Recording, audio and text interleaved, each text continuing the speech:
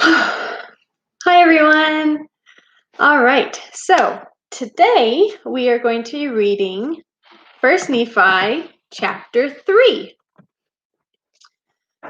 All right. So for any of you who want to follow along, look in the description below. You can get it on the Gospel Library app, or you can do it online at lds.org through the scriptures, which the instructions are in the description below. All right, so if any of you, first of all, happy Father's Day. Yay! Today is my husband's first Father's Day for our little baby girl, Rose.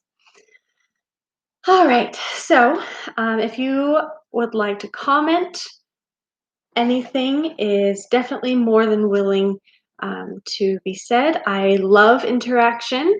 Just please remember to keep it nice, and I'm not here to Bible bash. Okay, so we finished chapter 2 yesterday, or last week, with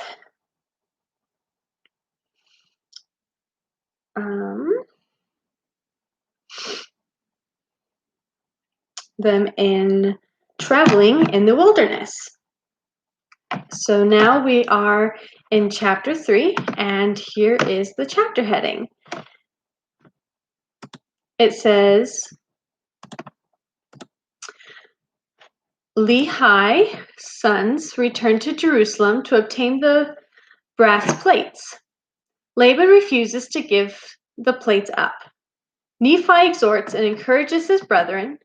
Laban steals their property and attempts to slay them. Laman and Lemuel smite Nephi and Sam and are reproved by an angel about 600 to 592 BC. And here is the picture.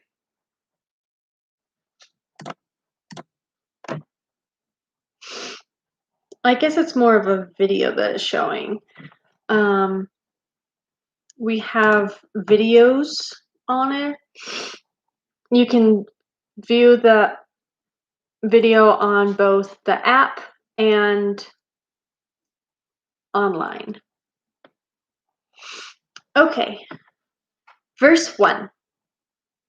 And it came to pass that I, Nephi, returned from speaking with the Lord to the tent of my father.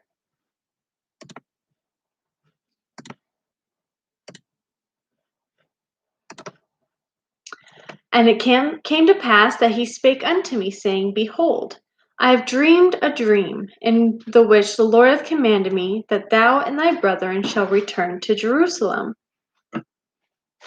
For behold, Laban hath a record of the Jews, and also a genealogy of my forefathers, and they are engraven upon plates of brass.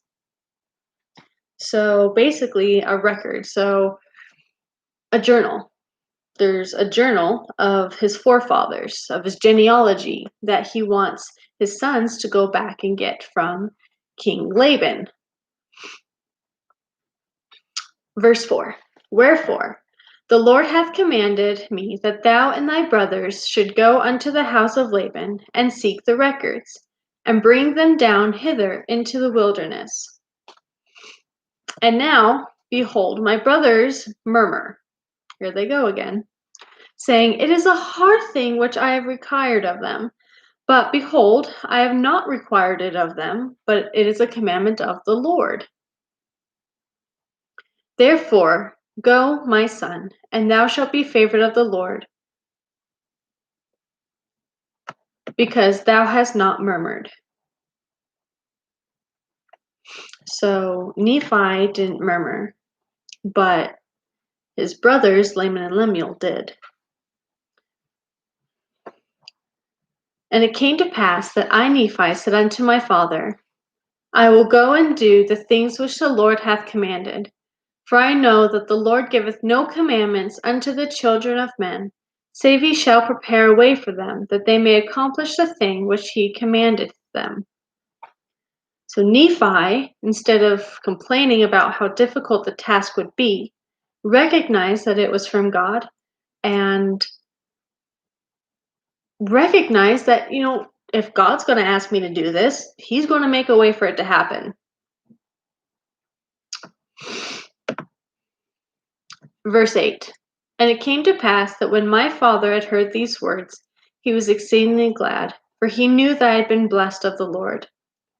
And I, Nephi, and my brethren took our journey into the wilderness with our tents to go up to the land of Jerusalem. There's another video for that verse.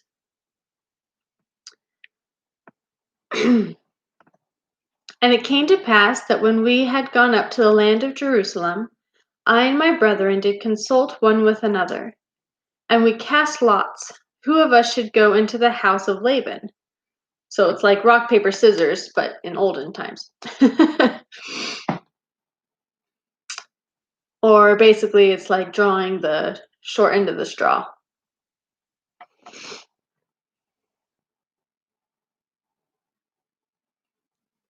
And we cast lots, who of us should go unto the house of Laban. And it came to pass that the lot fell upon Laman. And Laman went in unto the house of Laban, and he talked with him as he sat in his house. And he desired of Laban the records which were engraven upon the plates of brass, which contained the genealogy of my father. And behold, it came to pass that Laban was angry, and thrust him out of his presence, and he would not that he should have the records. Wherefore he said unto him, Behold, thou art a robber, and I will slay thee. So Laban goes in and says, Hey, these records are of my people. Can I have them? Laban, King Laban, the greedy, selfish, prideful man that he is, recognizes that those are his, not his, and he owns them, so no, you're coming to take my stuff. You're a thief, you're a robber, and you're going to cause more trouble, so I'm going to kill you. Great. Verse 14. But Laman fled out of his presence and told the things which Laban had done unto us. And we began to be exceedingly sorrowful, and my brethren were about to return unto my father in the wilderness. There is another video for that verse. So Laman comes back. Hey, brothers, this is what just happened, and I almost died. Ah! Let's give up. Let's go home. Verse 15. But behold, I said unto them, As the Lord liveth, and as we live, we will not go down unto our father in the wilderness until we have accomplished the thing which the Lord hath commanded us. So Nephi is saying, guys, we still haven't accomplished the thing which God asked us to do. What's the point in going back empty-handed? 16. Wherefore, let us be faithful in keeping the commandments of the Lord. Therefore, let us go down to the land of our father's inheritance. For behold, he left gold and silver and all manner of riches. And all this he hath done because of the commandments of the Lord. For he knew that Jerusalem must be destroyed because of the wickedness of the people. For behold, they have rejected the words of the prophets. Wherefore, if my father should dwell in the land, after he hath been commanded to flee out of the land, behold, he would also perish. Wherefore, it must needs be that he flee out of the land. And behold, it is wisdom in God that we should obtain these records, that we may preserve unto our children the language of our fathers. And also that we may preserve unto them the words which have been spoken by the mouth of all the holy prophets, which have been delivered unto them by the Spirit and the power of God, since the world began, even down unto this present time. And it came to pass that after this manner of language did I persuade my brethren, that they might be faithful in keeping the commandments of God. So it seems like the Spirit was with him when he was talking with his brethren, because everything that he said really touched their hearts enough to go back to their original house and grab all their gold and silver and precious things and take it to Laban to see if he'll trade. Verse 22. And it came to pass that we went down to the land of our inheritance, and we did gather together our gold and our silver and our precious things. And after we had gathered these things together, we went up again unto the house of Laban. And it came to pass that we went in unto Laban, and desired him that he would give unto us the records which were engraven upon the plates of brass, for which we would give unto him our gold and our silver and all our precious things.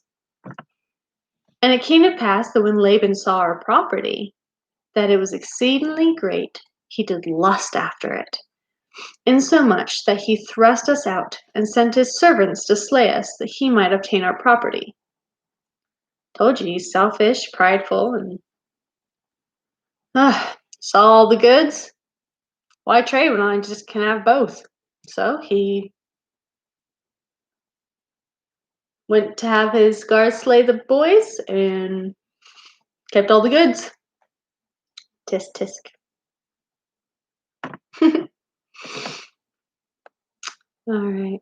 Verse 26. And it came to pass that we did flee before the servants of Laban, and we were obliged to leave behind our property, and it fell into the hands of Laban. And it came to pass that we fled into the wilderness, and the servants of Laban did not overtake us, and we hid ourselves in the cavity of a rock. So once again, God protected them from being slain from the servants of Laban. Verse 27. And it came to pass that we fled into the wilderness, and the servants of Laban did not overtake us, and we hid ourselves in the cavity of a rock. Oh, I'm sorry, I already read that. And it came to pass that Laman was angry with me, and also with my father, and also was Lemuel, for he hearkened unto the words of Laman. Wherefore Laman and Lemuel did speak many hard words unto us, their younger brothers, and they did smite us even with a rod.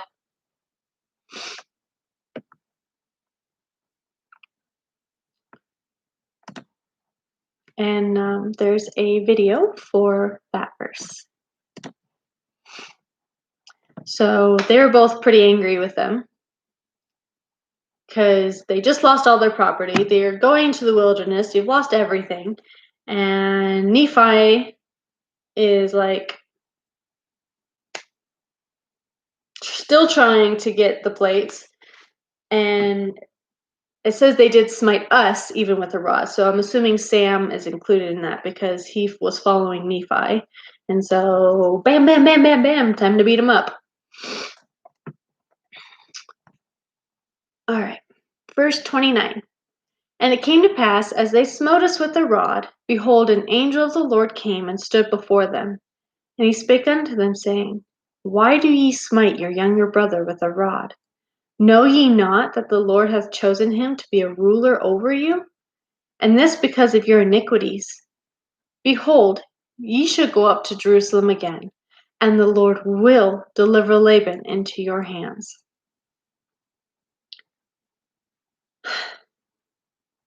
You just got lectured by an angel. An angel. You're beating him up because of what you did? Now, how does that make sense? Verse 30. And after the angel had spoken unto us, he departed. And after the angel had departed, Laman and Lemuel again began to murmur, saying, How is it possible that the Lord will deliver Laban into our hands?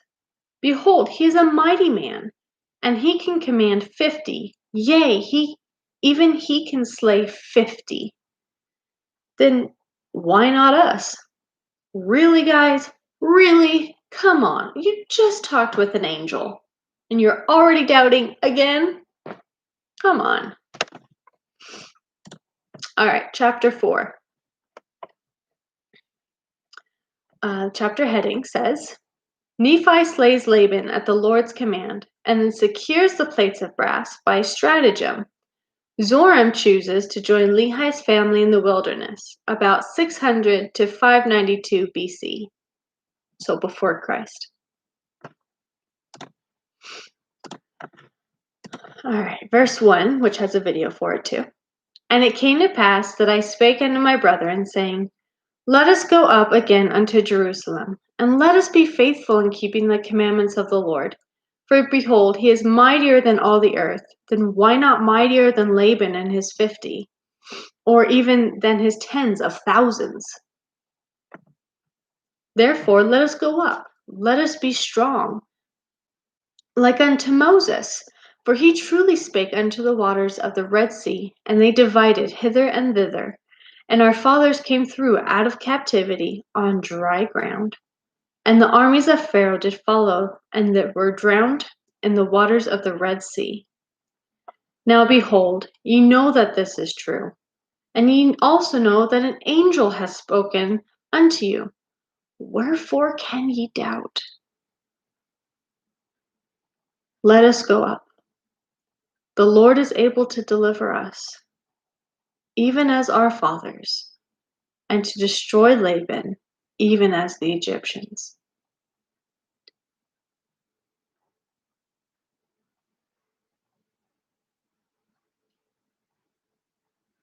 When the Lord is at the head of your army,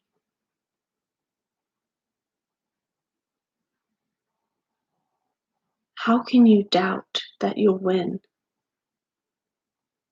He's the almighty, powerful God. Trust. Have faith.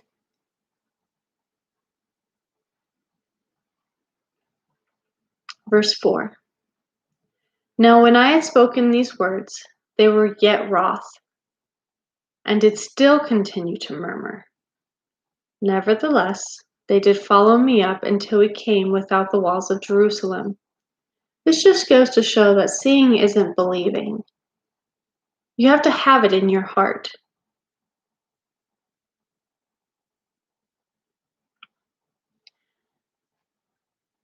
Even though they complained about it, at least they went. Verse 5. And it was by night, and I caused that they should hide themselves without the walls. And after they had hid themselves, I, Nephi, crept into the city and went forth towards the house of Laban. All right, guys, you wait here. I'm going to go see what I can do. I'll be right back. Verse 6. And I was led by the Spirit, not knowing beforehand the things which I should do. So, as he was going about it, he kept a prayer in his heart, and the Spirit was guiding him as he went about. Verse 7. Nevertheless, I went forth, and as I came near unto the house of Laban, I beheld a man, and he had fallen to the earth before me, for he was drunken with wine. And when I came to him, I found that it was Laban. And I beheld his sword, and I drew it forth from the sheath thereof, and the hilt thereof was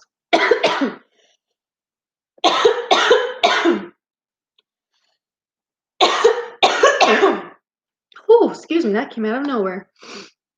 Excuse me. Whew. I'm going to reread verse 9. And I beheld his sword, and I drew it forth from the sheath thereof, and the hilt thereof was of pure gold, and the workmanship thereof was exceedingly fine.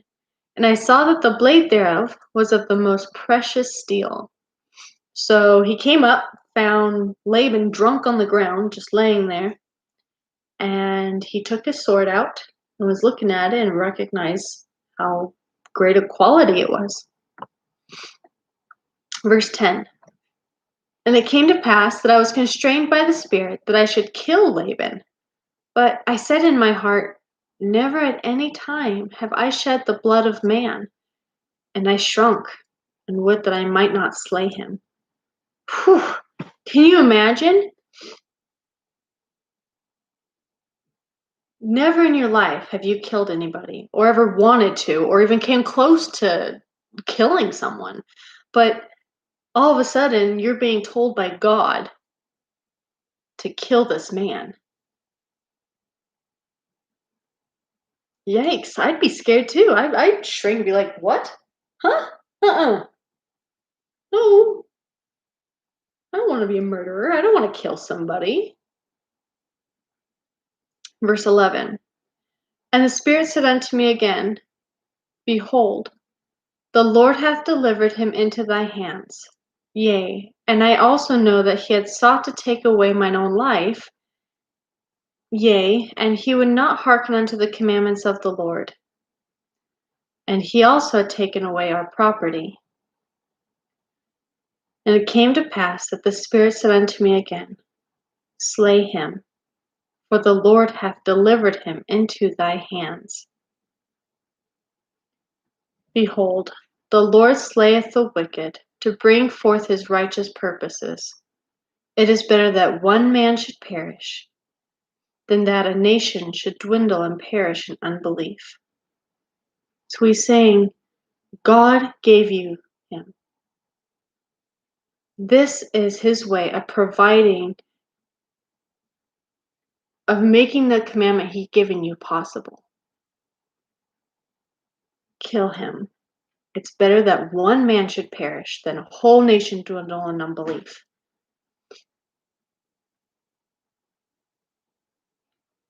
Can you imagine? If he wouldn't have killed Laban and gotten those records, so many people would have been without the knowledge of God and the records of all of these people.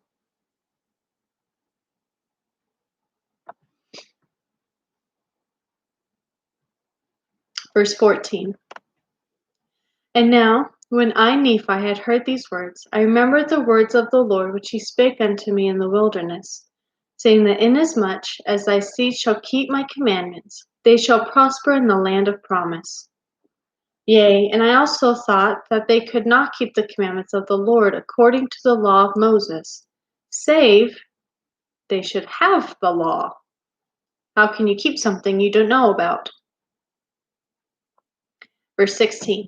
And I also knew that the law was engraven upon the plates of brass.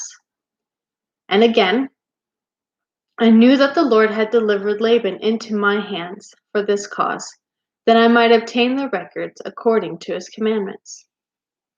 Therefore, I did obey the voice of the Spirit, and took Laban by the hair of the head, and smote off his head with his own sword. And after I had smitten off his head with his own sword, I took the garments off of Laban, and put them upon mine own body. Ew. Yea, even every whit, and I did gird on his armor about my loins. Gross, but smart. He ended up putting everything that was on Laban on himself. Good disguise. And after I had done this, I went forth unto the treasury of Laban. And as I went forth towards the treasury of Laban, behold, I saw the servant of Laban, who had the keys of the treasury. And I commanded him in the voice of Laban that he should go with me into the treasury. There's a video for this verse. And he supposed me to be his master Laban, for he beheld the garments and also the sword girded about my loins. And he spake unto me concerning the elders of the Jews, he knowing that his master Laban had been out by night among them. So Nephi is going to go get the brass plates, and walks this servant and sees this guy wearing all the clothes of Laban, including the sword and the armor and everything. Sees, okay, that's Laban. And he starts talking about, so how to go with the elders of the Jews and blah, blah, blah, blah, blah. Verse 23. And I spake unto him as if it had been Laban. And I also spake unto him that I should carry the engravings which were upon the plates of brass to my elder brethren who were without the walls. And I also bade him that he should follow me. And he, the servant, supposing that I spake of the brethren of the church, and that I was truly that Laban whom I had slain, wherefore he did follow me. And he spake unto me many times concerning the elders of the Jews, as I went forth unto my brethren who were without the walls. And it came to pass that when Laman saw me, he was exceedingly frightened, and also Laman and also Lemuel and Sam. And they fled from before my presence, for they supposed it was Laban, and that he had slain me, and had sought to take away their lives also.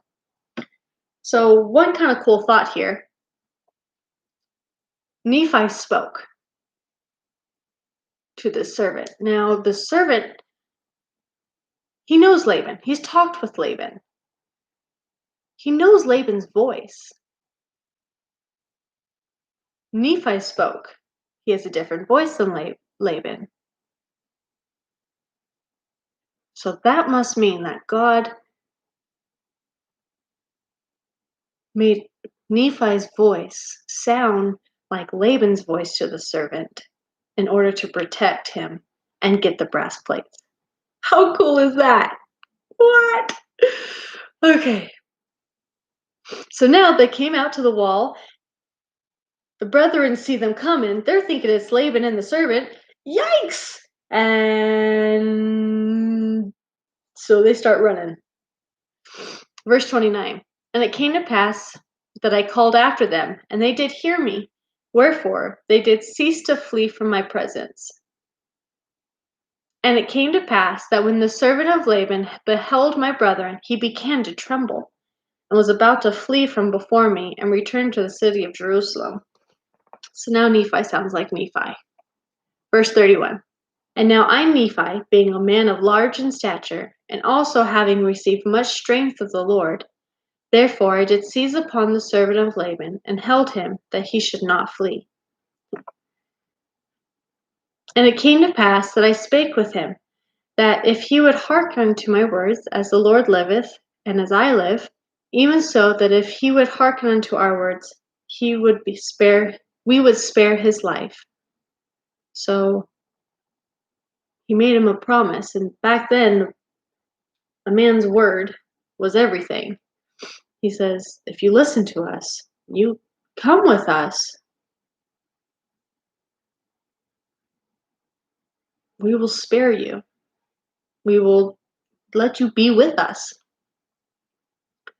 Verse 33. And I spake unto him, even with an oath, that he need not fear, that he should be a free man like unto us, if he would go down in the wilderness with us. And I also spake unto him, saying, surely the Lord hath commanded us to do this thing, and shall we not be diligent in keeping the commandments of the Lord? Therefore, if thou wilt go down into the wilderness to my father, thou shalt have a place with us.